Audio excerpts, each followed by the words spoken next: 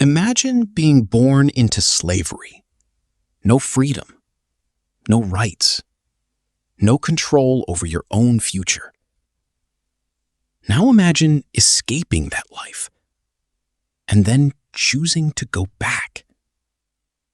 Not once, not twice, but again and again, risking capture, torture, and even death to rescue others.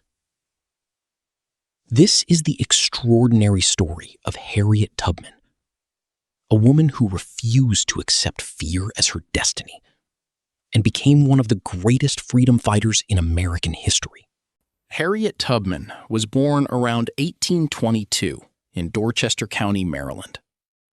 Her birth name was Araminta Ross. She entered a world where slavery was not simply a system. It was everyday reality. Families could be separated without warning.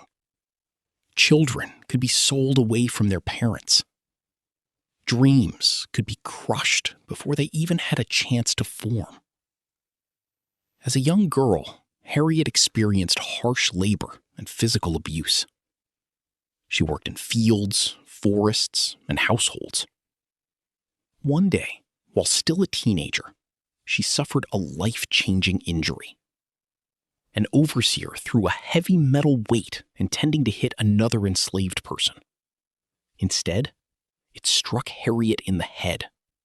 By her 20s, Harriet understood a painful truth. If she stayed, she would never truly own her life. In 1849, rumors spread that she might be sold. The threat was terrifying. Being sold often meant permanent separation from loved ones. Harriet faced a choice: stay and accept the life others had chosen for her, or risk everything for freedom. The journey north was incredibly dangerous. Slave catchers searched roads and towns. Rewards were offered for captured runaways. Failure could mean brutal punishment.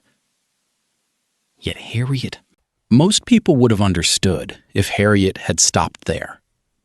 After all, she had already achieved what seemed impossible. She was free. But freedom felt incomplete, because the people she loved remained enslaved. Harriet made a decision that shocked even supporters of abolition. She would return to the South, again, and again, and again. History often makes heroes seem fearless. Harriet Tubman was not fearless. She understood danger better than most. Every trip south could have been her last. Wanted posters offered rewards for her capture.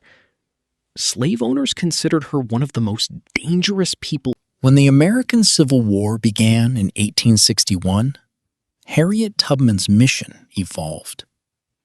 She joined Union efforts supporting the fight against slavery. She served in multiple roles: scout, spy, nurse, guide. Her knowledge of Southern geography became incredibly valuable. In 1863, she helped lead the Combahee River Raid in South Carolina. The operation disrupted Confederate resources and freed hundreds of enslaved people. It was a remarkable achievement. Few women in American history had ever participated in military operations at such a level. Yet Harriet rarely sought recognition. Her focus remained on the mission: freedom, justice. The end of slavery did not end Harriet Tubman's work. She spent decades helping others. She supported women's suffrage. She advocated for equality. She cared for elderly African Americans who had nowhere else to go. Despite her extraordinary contributions, Harriet often struggled financially. Recognition came slowly. The world celebrated her courage, but did not always reward it. Yet she continued serving, because her purpose had never been fame. It had always been. Harriet Tubman died in 1913, but her story never ended. More than a century later, her name continues to inspire people across America and around the world. Why? Because her life answers an important question. What can one person accomplish? Harriet had no wealth, no political office, no army, no special privilege. What she had was conviction, and conviction changed history.